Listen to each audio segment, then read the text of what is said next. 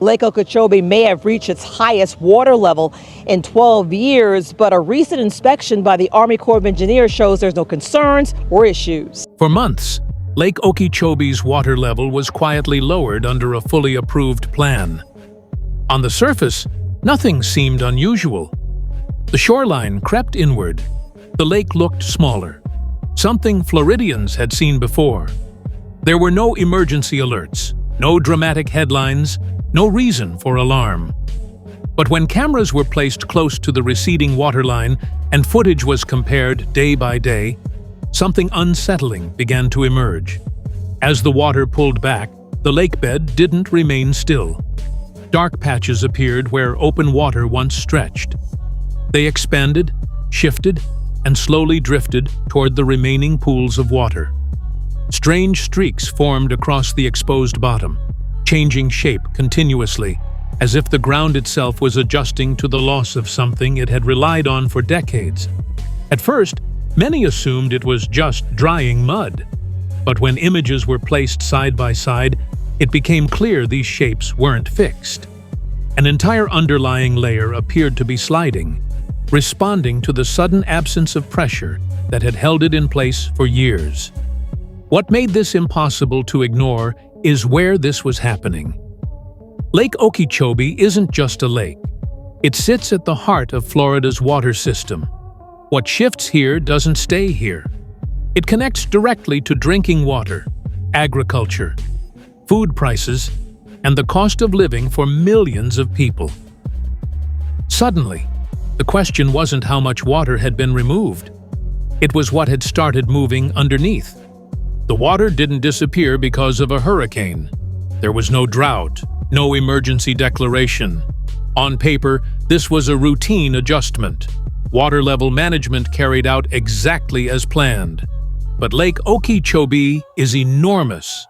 Covering more than 730 square miles, even a few feet of change translates into a massive shift. Lowering the water level by nearly 4 feet didn't just expose shoreline. It removed a layer of pressure that had rested on the lakebed for generations. And this lake is shallow. In many areas, the average depth is only 9 to 10 feet. When the water drops that much, sunlight reaches parts of the bottom it never touched before. Wind stirs sediment differently. Temperatures swing faster between day and night. The lake's internal rhythm, something that had remained stable for decades, was suddenly disrupted. These changes weren't announced. They were noticed. Boat ramps ran dry earlier than expected. Access points became unusable before the season ended. Fishermen saw fish crowding tightly into the remaining deeper water. Birds gathered in unusually high numbers. Alligators waited motionless near shrinking pools where prey had nowhere else to go. These are classic signs of habitat compression. But what people could see on the surface was only the beginning. As the water continued to fall, longtime residents noticed something far more unsettling. The lakebed itself didn't behave like exposed ground. It shifted. Dark zones appeared and disappeared. Boundaries between mud and water moved daily. Long streaks formed across the bottom, as if heavy material had slid forward once the water above was removed. That raised a question few wanted to ask. In a shallow lake like Okeechobee, water isn't just habitat, it's weight. Its pressure keeps decades of sediment, nutrients, and organic material settled. Remove that pressure too quickly, and the foundation doesn't simply dry out. It adjusts, quietly, slowly, and out of sight. What made many uneasy wasn't secrecy. Everything followed procedure. Every release was documented, every step approved. That was the problem. This decision didn't feel risky when it was made. It reduced pressure on levees, created room for future rainfall, offered the ecosystem a chance to recover after years of strain. On spreadsheets, it looked responsible. But spreadsheets don't see the lakebed. Lake Okeechobee isn't just water. It's the center of a vast control network balancing flood protection, agriculture, cities, and the environment all at once. Lowering the water brought several indicators back into a safe range. What it didn't account for was how quickly the bottom would respond. When water levels drop fast, the lakebed doesn't have time to adjust gradually. Sunlight, wind, temperature changes, and weak remaining currents suddenly act directly on material that had been undisturbed for decades. In theory, lower water should stabilize the ecosystem. In reality, that assumption only holds if the system beneath is still balanced. And that balance was already fragile.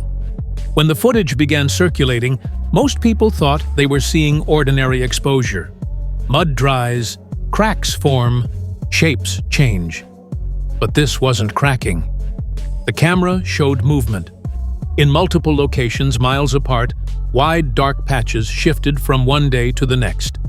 Mud appeared to be dragged toward deeper water, leaving long streaks behind. These movements weren't fast or violent, but they were heavy, continuous, and unmistakable. This wasn't surface material blown by wind. It looked like a deeper layer was sliding once the water stopped holding it down. At the same time, conditions above the surface worsened. Fish crowded tighter, oxygen levels dipped at night, and birds gathered in dense clusters around shrinking food sources. Alligators barely moved as prey came to them. The ecosystem wasn't shrinking evenly. It was collapsing inward. Then another pattern emerged. The dark, moving areas weren't staying where they formed. They drifted toward remaining water, carried by weak currents. Some footage showed dense clusters of mud, debris, and small organisms moving together, slow, steady, and relentless. For decades, Lake Okeechobee's bottom has accumulated sediment, nutrients, decaying plant matter, and agricultural runoff. All of it stayed relatively stable under the water's weight. Remove that weight too fast, and those materials don't stay put. Observers began saying the lake was rearranging itself, not recovering, reorganizing. And that distinction matters, because once the foundation starts moving, the idea that water can simply return and everything will reset becomes dangerously fragile. Scientists eventually identified what was actually shifting beneath the lake. It wasn't just mud, it was muck, a thick, organic-rich layer formed over decades from sediment, decomposed plants, agricultural nutrients, bird droppings, and fish waste. Under normal conditions, the water column keeps this layer stable. Lower the water rapidly, and that stabilizing force disappears. Sunlight dries the surface. Wind disturbs it constantly. Weak currents begin acting directly on material that was never meant to move. The muck starts sliding as a mass, like a heavy carpet losing grip. And this muck isn't harmless. It contains large amounts of phosphorus and nutrients that have been trapped for years. When disturbed, those substances don't always release immediately, but they prime the system for stronger biological reactions once water returns. In other words, the lakebed isn't just reshaping physically. It's redistributing a biochemical reserve decades in the making. Lowering the water didn't create the muck. It only removed the pressure that held it in place. What happens beneath the lake doesn't stop at the shoreline. Lake Okeechobee feeds a network of canals that connect directly to downstream communities. When the foundation shifts, the concern isn't just what's happening now, but what will be carried forward when water begins moving again. The greatest risk often appears after the lake refills. Nutrients stirred from the bottom can fuel murkier water, rising treatment costs, strange tastes, and odors that come and go. For households, this shows up on water bills. For agriculture, it affects soil and crops over time. For fisheries, it means unstable conditions long after water levels appear normal. No one intended this. The decisions were made to reduce risk. But in complex systems, reducing risk in one place often means relocating it somewhere quieter and farther away. Water doesn't carry responsibility. It carries whatever has been disturbed along its path. When water finally returns, the surface may look calm again. Exposed mud disappears, shorelines expand. To many, that feels like resolution. But systems like this don't reset. What moved beneath the lake doesn't automatically settle back where it was. The foundation has been rearranged, materials redistributed. Reactions triggered during low water continue influencing the system long after.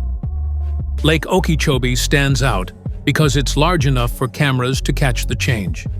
But this story isn't unique. Shallow lakes, wetlands, and managed waterways everywhere operate under similar assumptions. Adjust levels, reduce pressure, trust stability will follow. The real question is, stabilize into what? Because once something buried begins to move, it doesn't always stop when the water comes back. And that is what remains, long after the surface appears calm again. Thanks for staying with us until the end. If you found this breakdown valuable, hit like, subscribe, and explore the recommended videos on your screen. We'll see you in the next one.